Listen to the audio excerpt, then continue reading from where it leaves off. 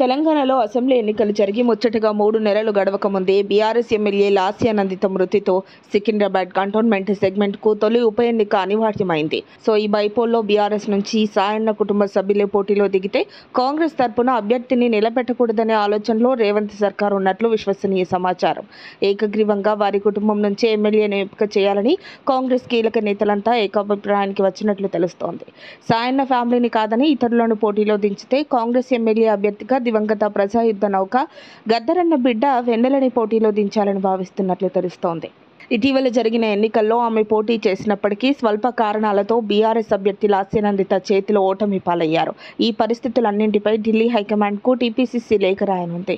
అక్కడి నుంచి అప్రూవల్ రాగానే ఉప ఎన్నికలు అభ్యర్థిత్వంపై తదుపరి నిర్ణయం తీసుకోవాలని పార్టీ భావిస్తోంది. వాస్తవానికి అసెంబ్లీ ఎన్నికల్లో గ్రేటర్ హైదరాబాద్లో కాంగ్రెస్ నుంచి కనీసం ఒక్క అభ్యర్థి కూడా గెలవలేదు. అయినప్పటికీ సీఎం ఈ పరిధిలోని ఎమ్మెల్యేలకు అందరికీ ఇచ్చిన ప్రయారిటీని ఇస్తున్నారని పార్టీలో చర్చ.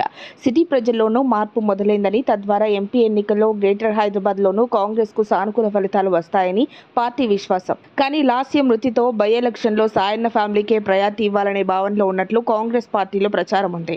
అయితే గతేడాది బీఆర్ఎస్ ఎమ్మెల్యే సాయన్న మరణించినప్పుడు కేసీఆర్ ప్రభుత్వం పట్టించుకోలేదని కాంగ్రెస్ విమర్శలు చేసింది. సాయన్న కంటోన్మెంట్ నుంచి 1994, 1999, 2004, 2014 ఎన్నికల్లో టీడీపీ నుంచి 2018లో బీఆర్ఎస్ తరపున 5 సార్లు ఎమ్మెల్యేగా ఎన్నికయ్యారు. ఉమ్మడి రాష్ట్రంలో కలిపి 5 సార్లు ఎమ్మెల్యేగా ఎన్నికైన దళిత ఎమ్మెల్యే సాయన్నాని కానీ ఆయన అంత్యక్రియలు అధికారిక లాంఛనాలతో నిర్వహించేందుకు గత ప్రభుత్వం ఆసక్తి చూపలేదన్నారు. గతంలో సాయన్న మృతిపై నాటి అధికార బీఆర్ఎస్ చిన్నచూపు చూపించిన ప్రతిపక్ష పార్టీకి చెందిన ఎమ్మెల్యే లాస్య మృతి చెందిన సాయన్న ఫ్యామిలీపై ఉన్న సానుభూతితోనే అధికారిక లాంఛనాలతో కాంగ్రెస్ ప్రభుత్వం అంత్యక్రియలను జరిపించినట్లు పార్టీ వర్గాల్లో చర్చ నడుస్తోంది. దీంతో ఇప్పుడు సీఎం రేవంత్ తీసుకున్న ఈ నిర్ణయంపై ప్రజల్లో కాంగ్రెస్ పై మరింత పాజిటివిటీ పెరిగింది. తాజాగా సికింద్రాబాద్ కంటోన్మెంట్ బైపోల్లో బీఆర్ఎస్కు కాంగ్రెస్ ఇచ్చిన ఛాన్స్ను వాడుకుంటుందా, చేజార్చుకుంటుందా వేచి చూడాలి. మరిన్ని అప్డేట్స్ కోసం మా కాయ్ టీవీని సబ్స్క్రైబ్ చేసుకోండి. మా వీడియో కనుక మీకు నచ్చినట్లయితే లైక్ చేయండి, షేర్ చేయండి. మీ విలువైన అభిప్రాయాలను కామెంట్ బాక్స్లో తెలియజేయండి.